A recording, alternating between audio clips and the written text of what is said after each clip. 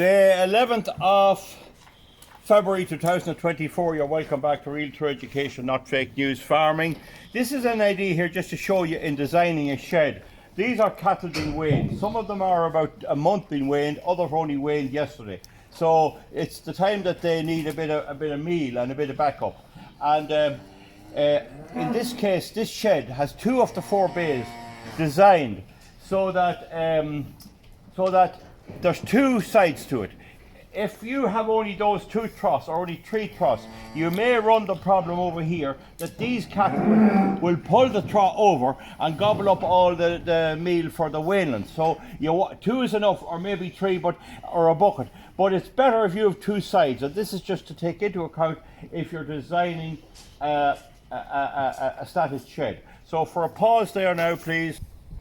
Now, just to continue here after the pause, as you can see, there are 2 sides to this. There's 2 gates, 2 feeding gates. You have the one in the front over there, and you have this one here on the inside. And so you can feed from both sides. In fact, if the weather was very bad, you could feed all from this side. But because you have the 2 sides, you can divide it up. So if cattle are, if calves or any cattle tend to have a bully among them, it's not as easy for them to do it. So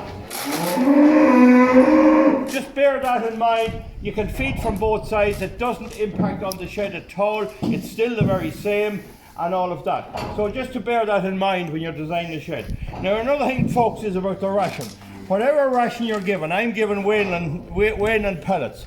I am a great believer in mixing it up with yellow meal, with Indian corn or ground maize, as they call it. The ground maize slows up the way they can eat it, and that means that they're slower eating, and it's very good feeding. It's deficient in 1 or 2 vitamins, but if you're mixing it with other ration, it's very good, no matter what you're feeding.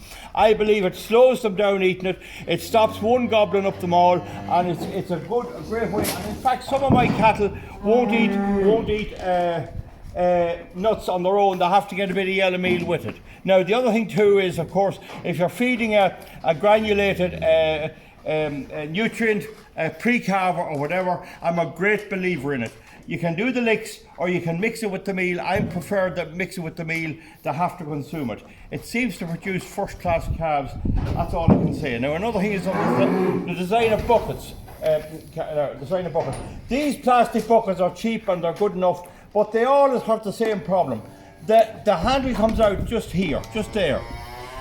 You see, and so there's a piece of a wire in there and like that, and one of them goes and you end up with no handle. The minute you get that bucket home, get a pliers and bend it down, and so that it cannot get out, because it will come out. That's not a good design.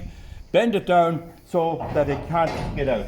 So folks, I hope that's a bit of a help. It's a good out bright day here in Ireland on Sunday morning, the 11th of February, and we're doing the weaning of the beef stock here.